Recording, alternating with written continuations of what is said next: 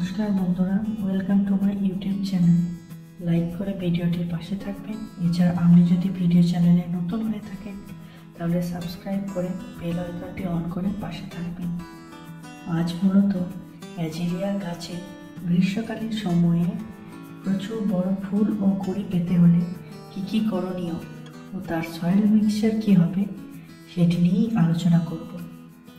Azalea মূলত শীতকালীন ফুল, তবে সঠিকভাবে পরিচর্যা করলে গ্রীষ্মকালেও বড় বড় কুড়ি ও ফুল আমরা পেতে পারি।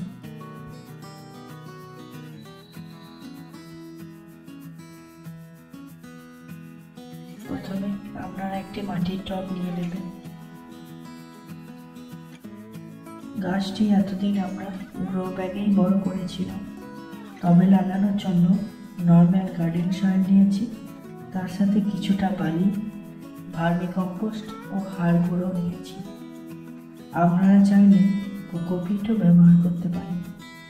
বালি নেওয়ার মূল উদ্দেশ্য হলো ড্রেনেজ ফ্যাসিলিটিটা ভালো রাখা, যাতে এক্সট্রা যে জলটা আছে সেটা যেন না জমে যায় এবং ইজিলি বেরোতে পারে। এটির সাহায্যে কী হয়, শিকড়গুলি পচন থেকে রোধ পায় এবং গাছটি সুস্থ থাকে।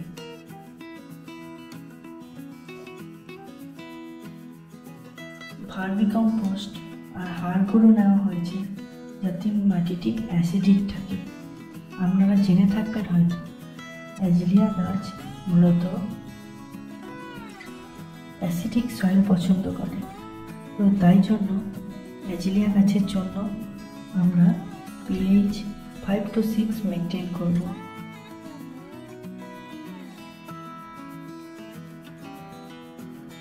গ্রো ব্যাগটি কেটে নিলাম এবং তার সাথে গাছটিকে বার করে নেব।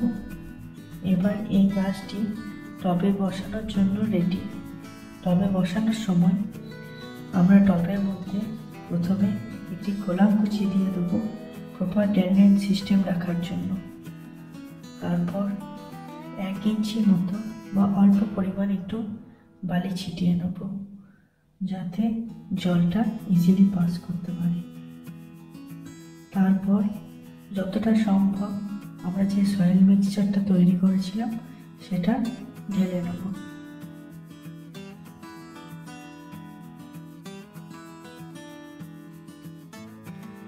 যতটা সম্ভব মাটিটা ভরে নেব।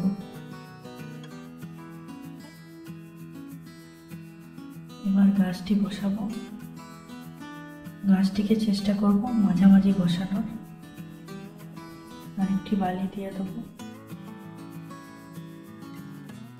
মাঝামাঝি বসালে কি হয়, আমরা যখন সার বা ভার্মি কম্পোস্ট অ্যাড করব তখন আমাদের সুবিধা হবে করে ভার্মি কম্পোস্ট বা সারটি অ্যাড করার।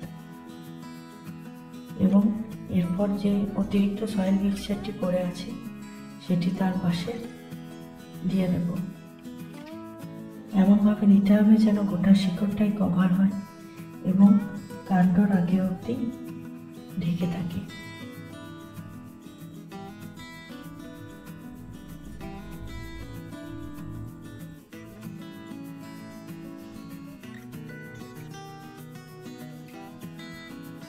মাটিটি কানায় কানায় পূর্ণ করব না, যাতে জল দিলে উপচে না পড়ে যায়।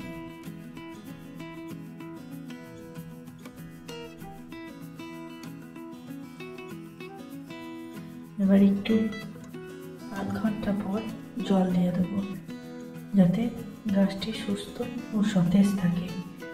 রিপোর্টিংয়ের পর একটু জলটাও ছিটিয়ে দেবো।